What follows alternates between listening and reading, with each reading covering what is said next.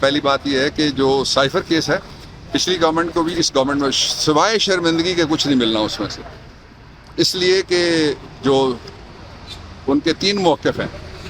ایک موقف یہ ہے کہ سائفر چوری ہو گیا، اگر وہ چوری ہو گیا تو لیک کس نے کب کیا تھا؟ اگر چوری ہو گیا تو شہباز شریف اور جو اس کے دور کی جو کمیٹی بیٹھی تھی نیشنل سیکورٹی کونسل، انہوں نے کیا دیکھا تھا؟ پھر انہوں نے جنگ اخبار دیکھا تھا، انہوں نے ڈان پڑھا تھا، انہوں نے نیوز ویک پڑھا تھا، کیا پڑھا تھا اگر سائفر ہی نہیں تھا؟ دوسرا یہ کہ بہت ناکافی ہے جو جواب دے رہی ہے ہماری حکومت۔ یہ ان کو سیر سپاٹے کا شوق ہے، جو پچھلے تھے ان کو بھی، جو ابھی آئے ہیں ان کو بھی سیر سپاٹے کا شوق ہے۔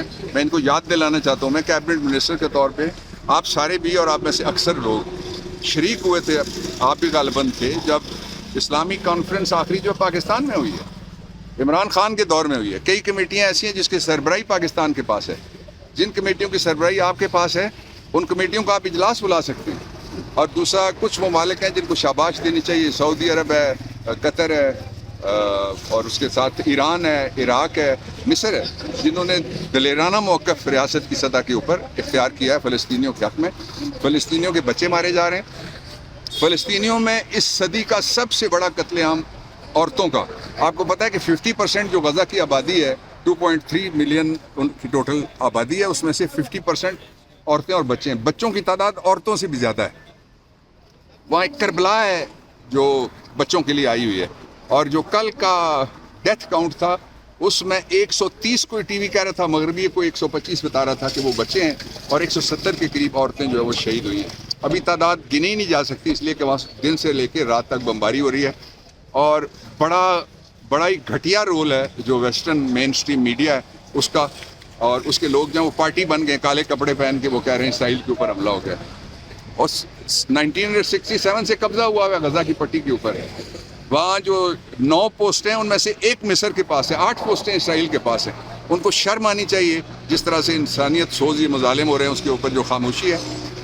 لیکن جو مسٹر انٹونیو جنرل سیکرٹری ہیں، کل انہوں نے بیلنس بات کی ہے، گوتریس نے بیلنس بات کی ہے، اس میں انہوں نے کہا ہے کہ جو کچھ ہو رہا ہے وہ انٹرنیشنل لاء کے خلاف ہے۔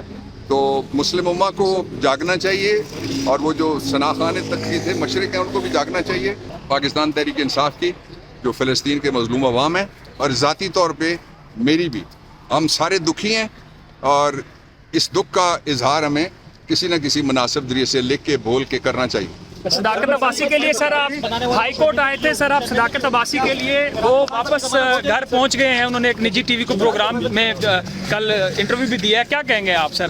وہ اغوا ہوئے تھے، پھر دوبارہ منظر پر آگے وہ کہتے ہیں میں گلگت کیا ہوا تھا۔ 2 چیزیں ہیں، ایک تو یہ ہے کہ جو موجودہ حکومت ہے اس کے دور میں 3 موقف آئے ہیں سامنے۔ ایک کوئی مولوی صاحب ہیں، وہ کہتے ہیں سازش صدر اس میں ہوئی تھی، یہی کہا ہے نا انہوں نے۔ ایک اور صاحب کو لایا گیا، وہ کہتے ہیں کہ سازش زمان پارک میں ہوئی تھی۔ ایک اور صاحب آئے، وہ کہتے ہیں کہ ایک میٹنگ کے اندر سازش ہوئی تھی۔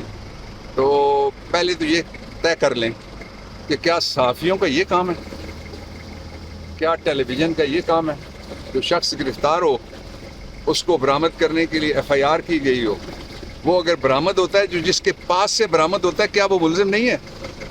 آپ کے محلے میں بچہ یا بزرگ یا کوئی خاتون غائب ہو جائے، گھر والے کہیں کہ اس کو اٹھا لیا گیا ہے، تو جس کے گھر سے برآمد ہو رہا ہو اس کو پہلے تو پکڑنا چاہیے یا نہیں پکڑنا چاہیے؟